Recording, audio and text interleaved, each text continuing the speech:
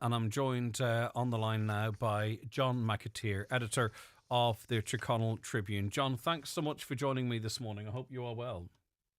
I am indeed, Greg. Right, as I mentioned to our listeners, soon I'm going to be joined in studio by Margaret and Paula Martin. They were victims of Con Cunningham and were this week given an apology yesterday by the Diocese of Raphoe. And I want to speak to the ladies about, I suppose, their journey to get to that apology. And it's been a long, long journey. This, of course, is a story that you've been tracking right from the get-go, John. So maybe I might get from you the background to this case, how it emerged, and you might take us through that, John. I suppose we begin with Father Con Cunningham being made the priest in Fanavolta, the curate, in 1970. He was there for 10 years or thereabouts. And in that time, he became very active and very involved in almost every activity, especially children's games, the community games and all of that kind of thing. And indeed, it wasn't that long after he arrived when concerns began to emerge, and they came from other parishes as well, that his behaviour in the company of young girls was unacceptable and it just wasn't good enough. But remember, we were living in an era in the 70s where people were really scared of the church. They believed in eternal hell and damnation, and the church had browbeaten them into submission. And unfortunately, that was a culture that the perpetrators of these crimes exploited. They knew what was going on. They knew exactly what was going on, and indeed there was a fair element of cover-up going on as well, because I was visited long before any of this came into the light of day by two clergymen to say to me, "Why do you not like the church? Why are you annoying us?" And the words that I used to them would have been four-letter expletives. And it went on from there. And Father Con eventually would have departed in around the middle of 1980. And the rumours were there. The rumour mill was very, very strong about him. And indeed, rumours were coming in from various other parishes across the diocese where he had served. And one of the features, when you look back on it, bishops kept moving people like him and Father Eugene Green around because they knew, but they just wanted to keep they were protecting the church rather than anything else. And this is one of the awful things to emerge from the Martin sisters, who were first abused in the early 1970s. And now this week, they're finally getting that apology. I first of all to congratulate both of them, because they have stayed with it. They have lived through very dark and very shocking times. And I would have known all about it. The first contact they made with me officially was in some days before Christmas in 2019. And I met with them within that week before the paper was published again at the beginning of January. And it was the most harrowing case that I have ever sat and listened to. They had a statement prepared for me, very well prepared. It didn't need any alterations. I just sat there frozen. I think maybe 3 to 4 hours in Kerry-Keel. And you could feel their pain and their hurt, but you could not quite equate that to why they were abused and why the church had stayed silent and why they'd done nothing about it. It is absolutely shocking and disgraceful, and it still is to this very day, because the church, back in those days, they just simply controlled the flock, lock, stock and barrel. Can you recall when the sisters first came forward or made, let the church know what was happening to them and how they were treated, or how their reports were dealt with? Well, that was 1994. Bishop Seamus Hegarty was here. It was some time before he departed for the Derry Diocese. They met at some considerable length with Bishop Hegarty, from what I recall them telling me at the time. And the main thing was that he reassured them again and again that he believed every last word that they were saying. But unfortunately, nothing more happened then for 8 years. Now, it's that gap that's not really, it's a grey area. There are reasons for it. I'm not going to go into specific details here on the radio. But at the end of the day, when you're advised by the bishop, you have to accept that what he's telling you is actually true. It was not at the top of anybody's agenda in the clerical arena Do you that you know if must go. this? Do you know if these were the first allegations that have been made against Cunningham in '94? I'm not too sure of that. I'm And not. We have never found that out. and immediately after, the problem is, and you can see it, it's recognised in the diocesan press release. There were so many opportunities, firstly to give the sisters justice, but to protect other children, and the relevant authorities weren't told. People were moved around. Things were covered up. Thankfully, I hope those things can't happen now. But rather than sort of, this person was almost enabled and must have felt empowered to do whatever the hell they liked. Absolutely, absolutely, because he had the cover of community games, underage girls football, table tennis, various other things like that, and he had won over the parents. They could see no wrong, and I feel so sorry for them because the lots of them are still alive. I mean, to them he was just God. He was so hardworking. But we were aware of that in the mid 1970s. Where I'm not going to repeat on the airwaves what we saw, what we heard. But in 2002, Bishop Haggerty was gone. Nothing was done for the Martins. Absolutely nothing. They had laid down red lines for Bishop Haggerty, and that was a full and frank apology from Father Cunningham that he be removed from ministry, which was not going to happen until 2002. He was in Falcara at that point.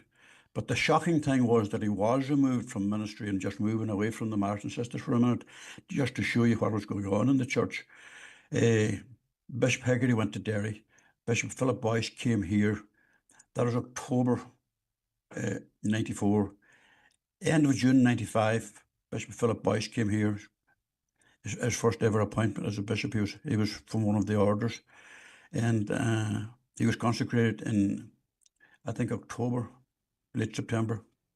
So a lot had happened, and all of a sudden there was 3 bishops altogether involved here. You had Bishop Haggerty, you had Bishop Boyce, and then this was left, unfortunately, to another new bishop to try and deal with it.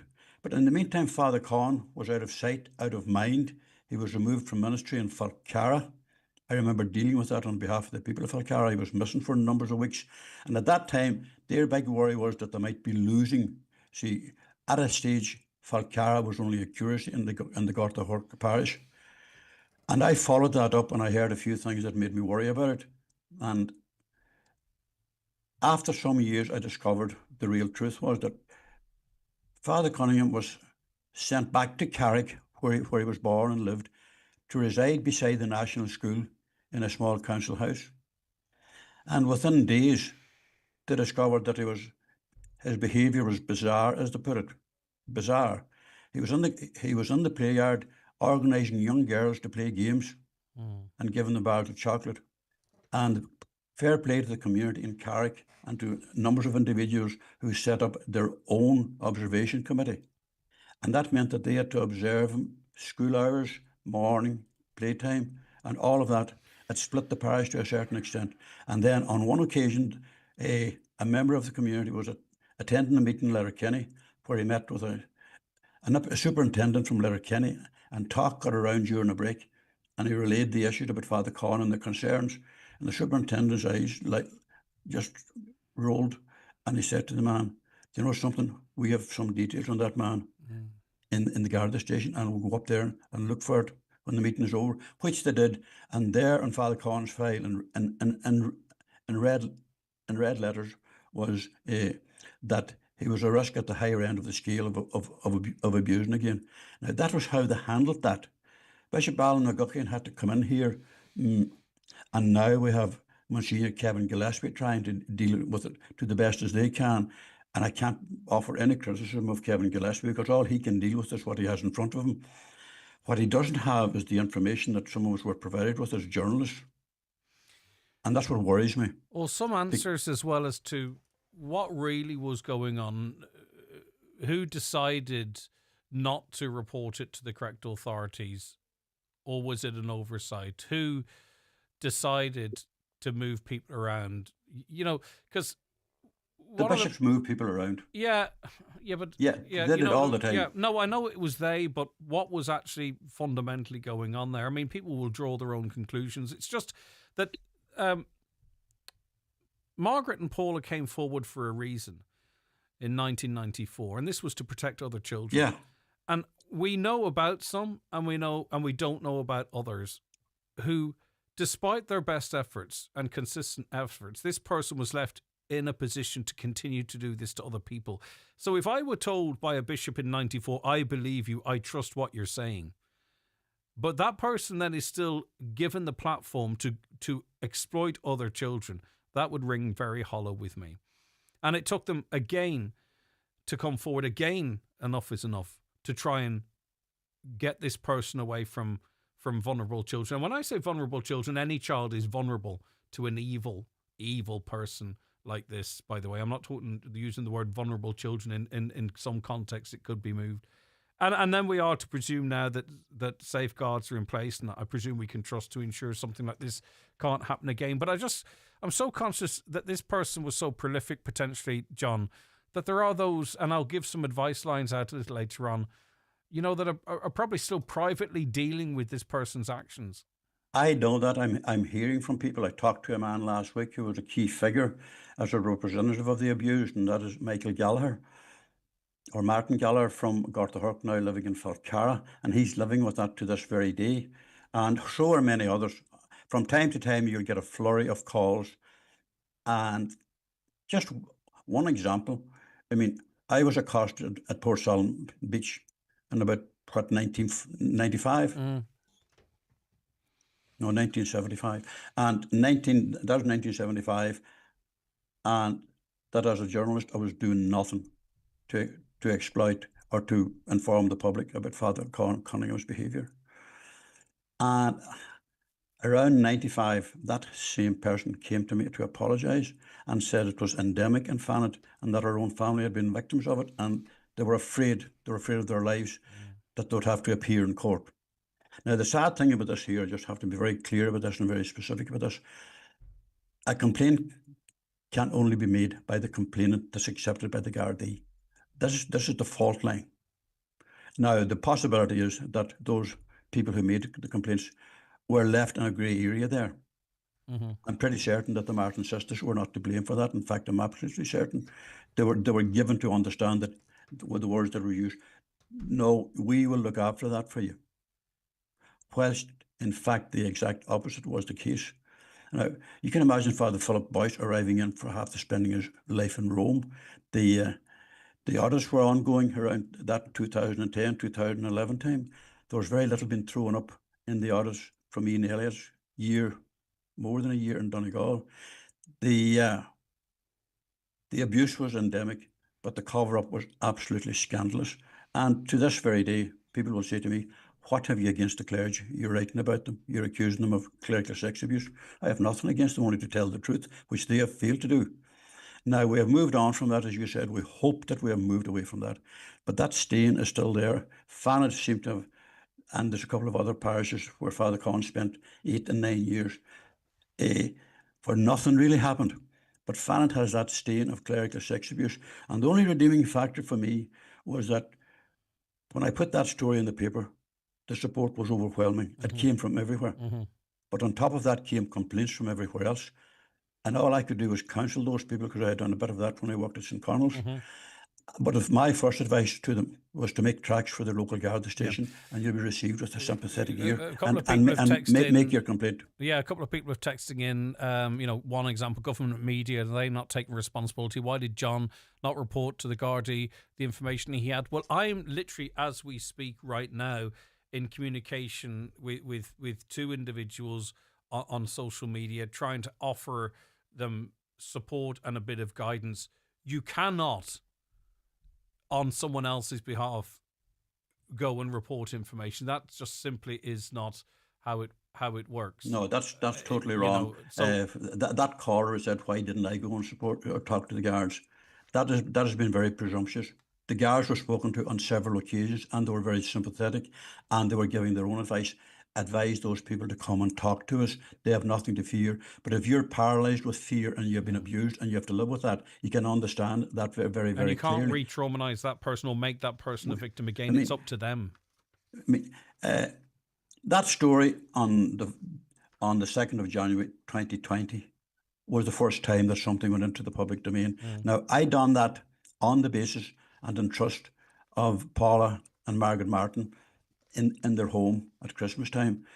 And I had no compulsion at all. I didn't contact anyone. I accepted what they told me was the gospel truth. And to this day, I've trusted them, and I know now that they've been vindicated and cleared, and they've received their apology. And I Okay. congratulate them on the heroic efforts down the years to try and live with it and to cope on the huge shadows.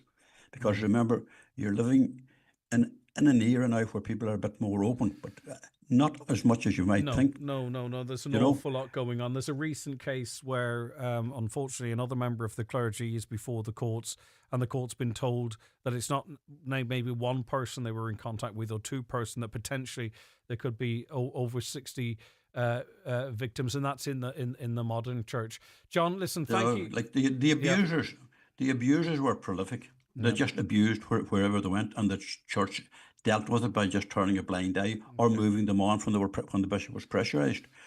But like at this point, the the um, the, the Martins have released the details And John, of their story. I'm going to bid you farewell because Margaret and Paul is going to be joining me in studio very shortly. Thank you so much for helping us give the background to this story for those who may not be aware. And it's shocking, and it needs to be a lesson that things like this cannot ever happen again, be it in the realm of the church or other areas of where potentially adults could abuse the position of trust or power. Thanks, John.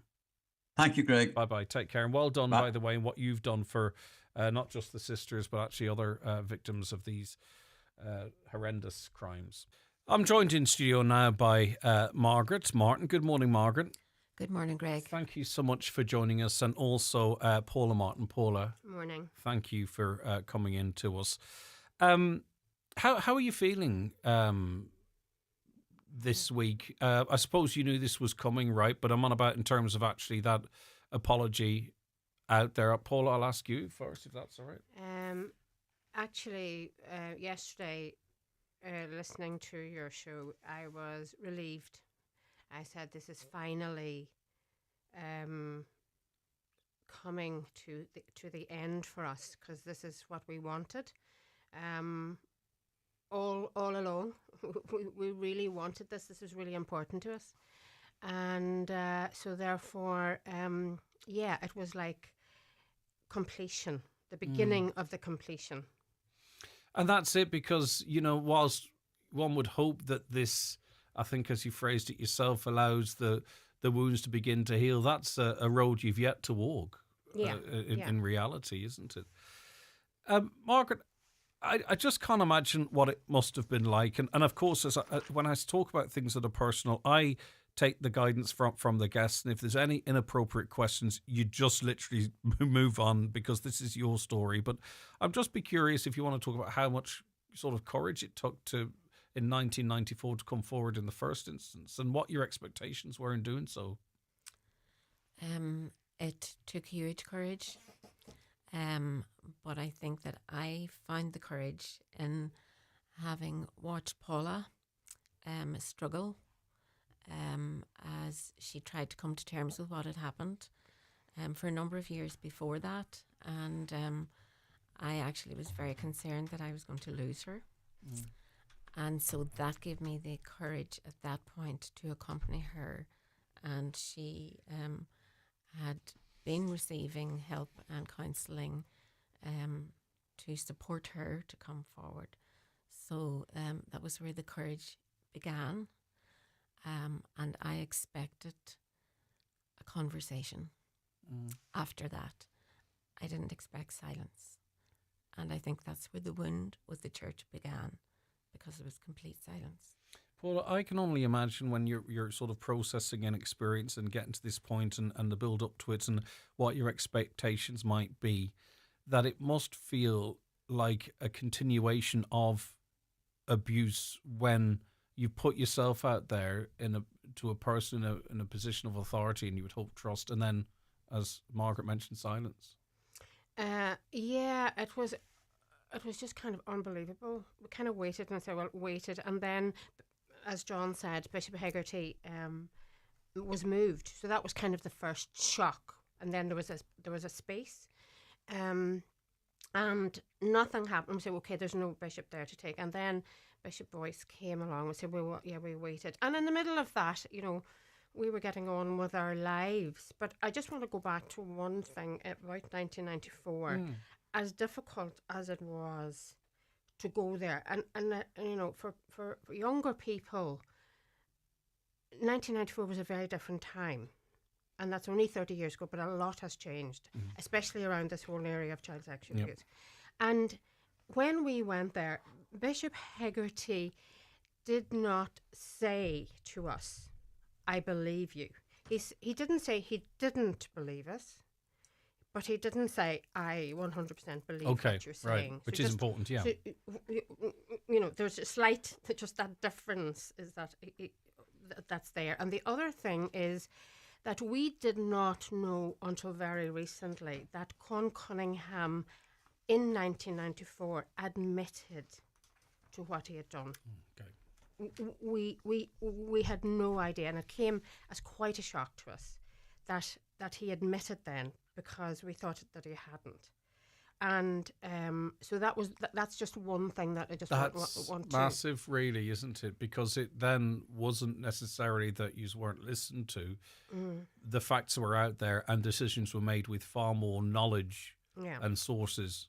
And he was also sent for assessment, and we weren't aware of any of those things. But the church of that time had the pieces of information from us.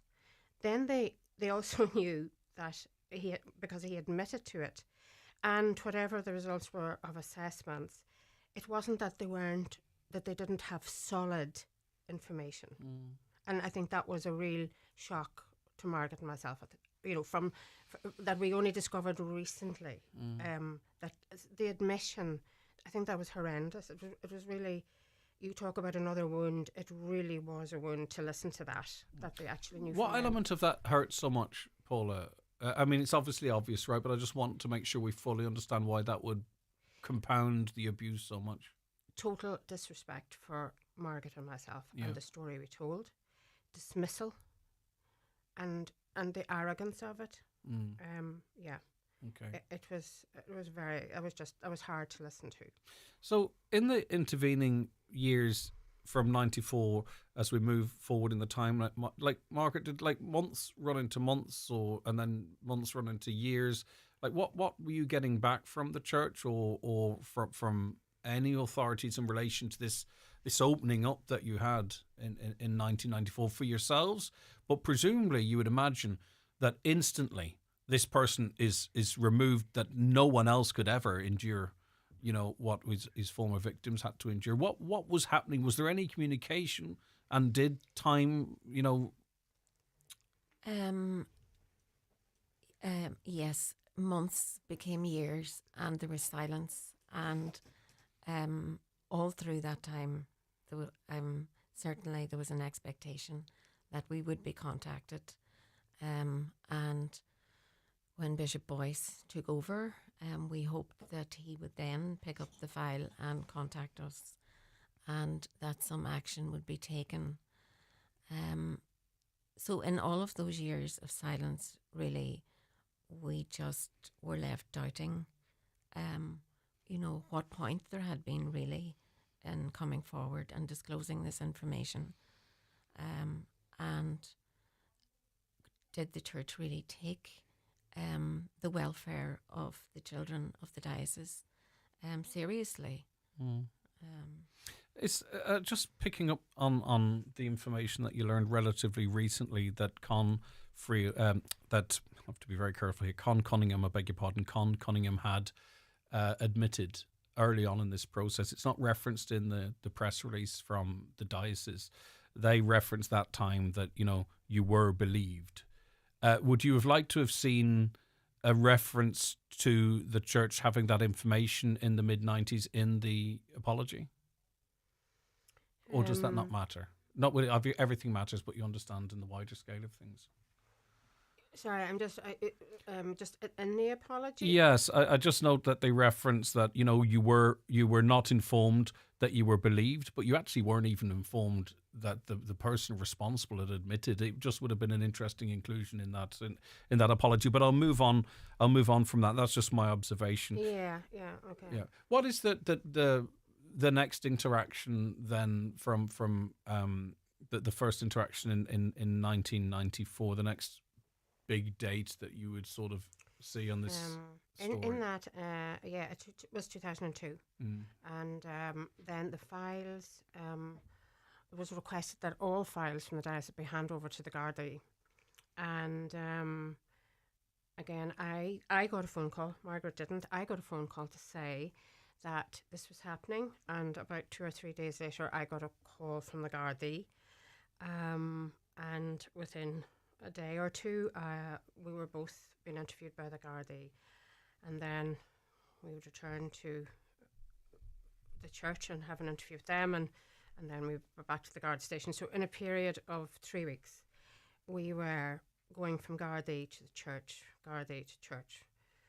We were two mothers. We had to get up and go to work every day. So it was very traumatic time. I think I really felt re-traumatized again because I had no preparation. I had no support. I had been to counselling up until 2001, I think.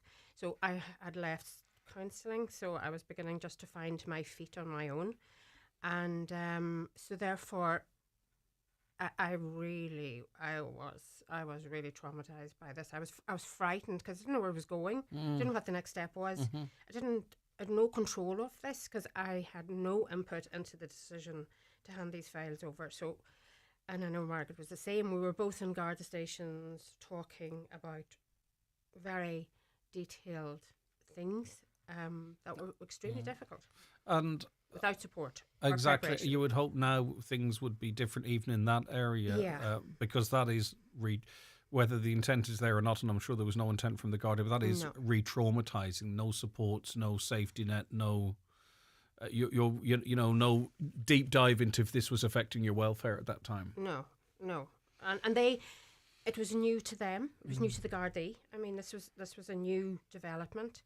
So they were probably trying to grapple with that as well, without having maybe people trained properly. I mean, I'm not taking away from anyone that we spoke to, but I don't think they were prepared for that type of activity as well, or interviews. Between now and then, would you have known the location or movements of Cunningham? I would imagine what happens if I walk into a shop and this person is there. Was that part of the process as well, Margaret? Yes. I mean, after 2002, really, we didn't really want to know where he was. We didn't want to know anything more about him. We really wanted him to be out of our lives and out of our memory. But yes, there was always a background concern if you saw somebody of that shape anywhere in the distance. There was a sharp intake of breath, because it was like, so it never really went away. It was present always. But again, in that second interaction, obviously with the church, the motivation was to ensure that other children could not be abused by this person. Absolutely. And I think, unfortunately, at that point, we were kind of left between two bodies with absolutely no support. So therefore, we sank because we weren't in a place really where we were fit to actually take a case. And without being fit to take a case, there wasn't any case. So that was a very difficult. But because case. of what you two did, he did admit in a more formal way his responsibility, Yeah. and also resigned. But we heard from John that that's not the whole story as well. But from a church perspective, that he couldn't be in a position of trust within the church to do this to anybody else. Yeah. Was that seen as a hollow victory, a big victory, or were you so traumatized with what you're going through at that time you weren't able to sort of process it? Or Paula? I think we were naive at the time. When I look back, and I think we were naive because I was 100% sure that the church was going to deal with this, that they were going to deal with this properly, because now they knew actually we requested in 2002 that Con Cunningham be confronted, because to date, for us, until 2002, I felt it was our word not against, but our word was just, we didn't have a confirmation that he had admitted to this prior to 2002. We weren't aware. Yeah. So in 2002, it was really important. I wanted him, we both wanted him confronted, so that they would say, yes, okay, now he said this, we know this has happened. So I was convinced that they would look after it. I really thought, okay, we've done enough. But it's unimaginable that he wouldn't. This is some of the, outside of murder and what have you, these are some of the most heinous things any human person could be responsible for. Yeah.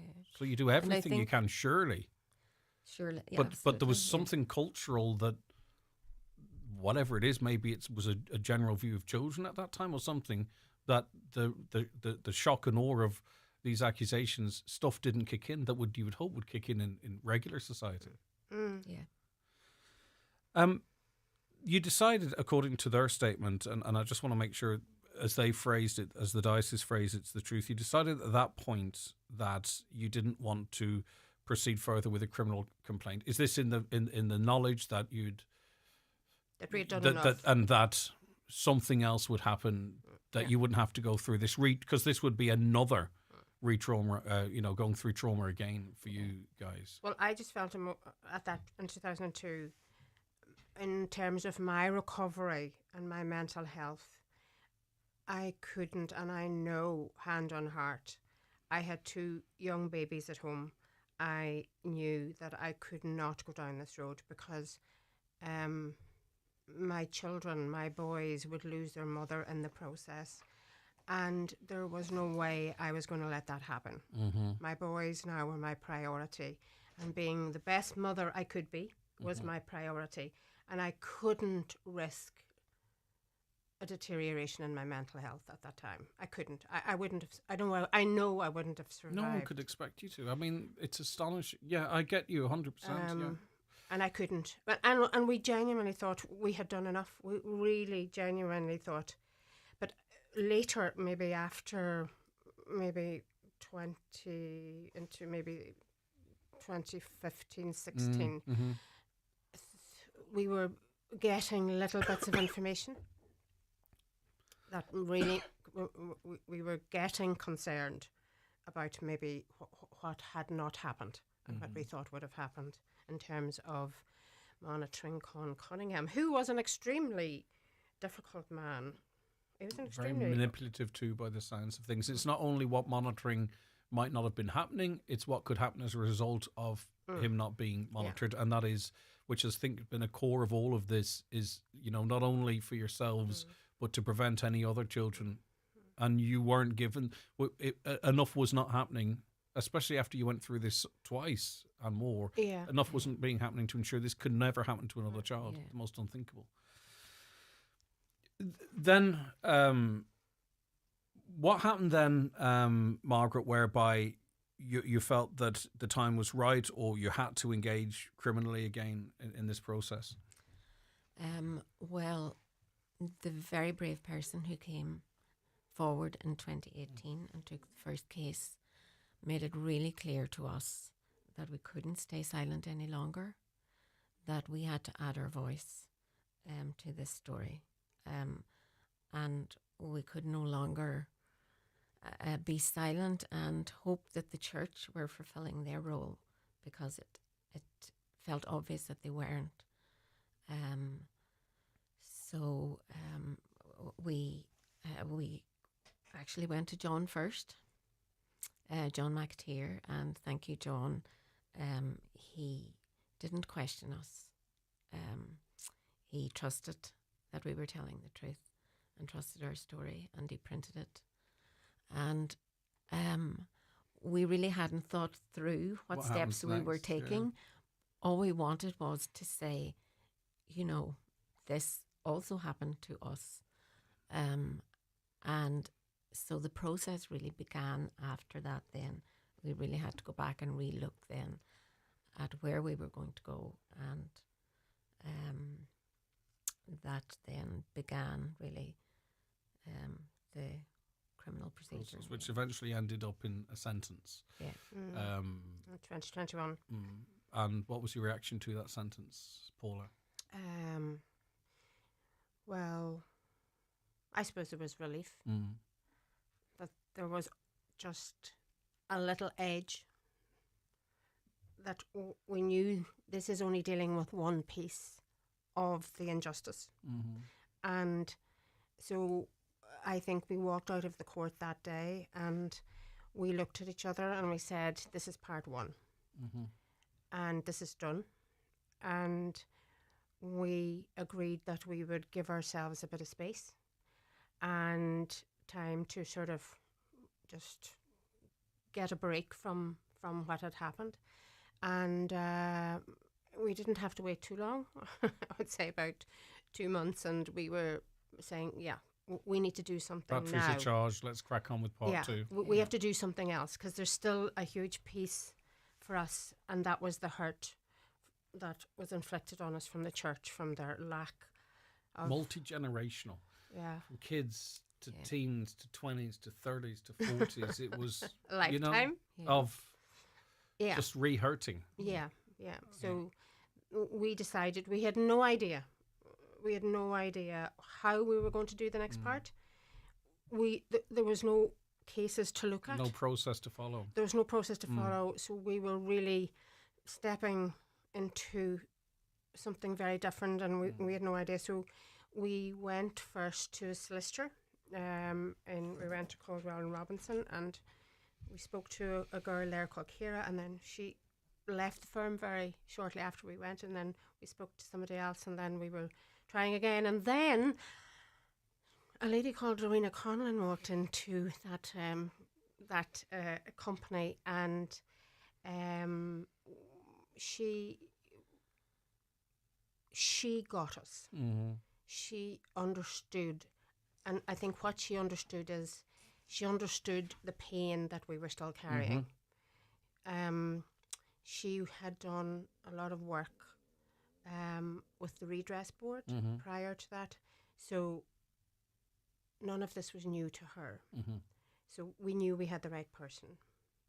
So, and the statement released from the diocese, is it everything you could have wanted in sort of recognising in the timelines the failures, what was gotten wrong, what you were putting through, and beyond what the church got wrong, what the church put you through in some of their actions, i.e. thrusting you into the criminal process and all of that kind of stuff. There's a lot in there, Margaret. Do you feel now this genuinely is that part two, that you can sort of, you know, do a bit of media, and this is very important for other people, by the way. Now you've set a pathway. You talked of the pathway not being there, Paula, for this process. You've set that now. But is the statement complete, Margaret, as far as you're concerned? Yes, I do think it's complete. And I think that it has really covered the timeline from the beginning, and the apology is covering all of the time. And I really feel that it speaks from the heart. And at the end of the process that we had, which was very difficult, but actually also very, beneficial that I finally felt understood, and that the church understood why the wound had remained all this time, and the importance of engagement. So yes, I do feel that it has come from the heart, and that for my heart is really important. I know you thank so many people in your statement, and I mean, I think the greatest thanks has to go to you two as well, because there are victims that you've given a voice to, or given a face to, your normal people, that people can be believed and should be believed. People should come forward. There's no doubt, I would hope, that you've, whilst it should have been more with better actions from the church, you've prevented other people going through what you went through, and pulled the curtain back so that there's a level of transparency now that we can hope that something like that can never ever happen again. Now, you did that having gone through the most horrible experience of a lifetime, but that is you can't quantify the positive impact you've had in this area through what you've gone through, because I think it's going to be far greater than we could articulate. Well, certainly we hope so. And I just would also just like to acknowledge that it took bravery for the bishops and for Father Kevin Gillespie to engage in the process as well, because we were listened to, and some of that listening was very hard for them. And you were listened to, but you were heard. You were listened to in the past. This time you were heard, and we were heard, and as Margaret said, we were understood. But it did take bravery on their part, and I just want to acknowledge that. Yeah. And that bravery on their part led to a process with the best possible outcome that we could imagine. And when they read that apology to us,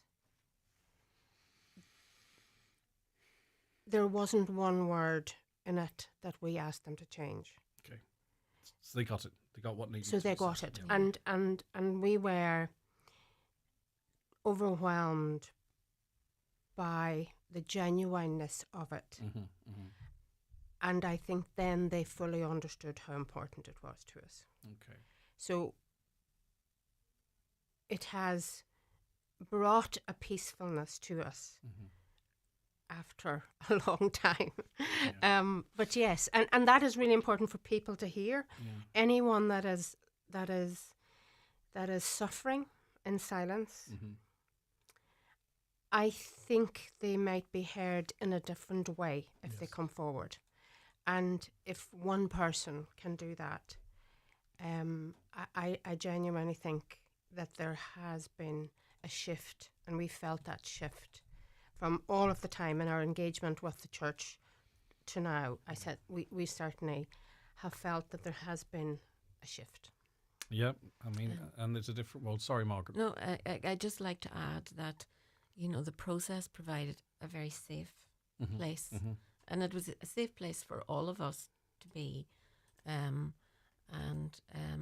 Hannah Carney, who was the mediator, was very capable in that space to provide that a place of possibility. I hope, and having listened to you, because life is complicated, I really do hope, and I get a sense now, as you said in your statement, that you are now in a place that allows healing to finally close the wounds. Not just for you, but everyone affected by you. Yeah. Your family's looking on. Your sons who want to be able to move. And your mother is still alive. And sons that would like to take everything from you because they love you so much, and hopefully now they can all get, because everyone's affected by something like this. And I really appreciate you coming in, and I just want to let people know, by the way, and I know the ladies are encouraging this as well, that you can, because of the work that these people, these two ladies in front of me have done, there are mechanisms and supports in place, and they're part of a movement of people that ensured that there's more transparency and what have you. You can report a concern or complaint of child abuse, either current or historical, to Margaret Northage, the designated liaison person for the diocese, TUSLA, the Gardaí, and we've got details of free counselling services. I understand for some that this might be bringing up memories of their own childhood that they might be, facing for the first time or what have you. And there's a great responsibility in relation to that as well. So if there's any assistance that we can give, please give us a call if we can signpost or whatever that might be. But for now, thank you both for coming in for having us. and B, for everything that you've put on the line yourselves. For that's hopefully, well, we know it's helped us.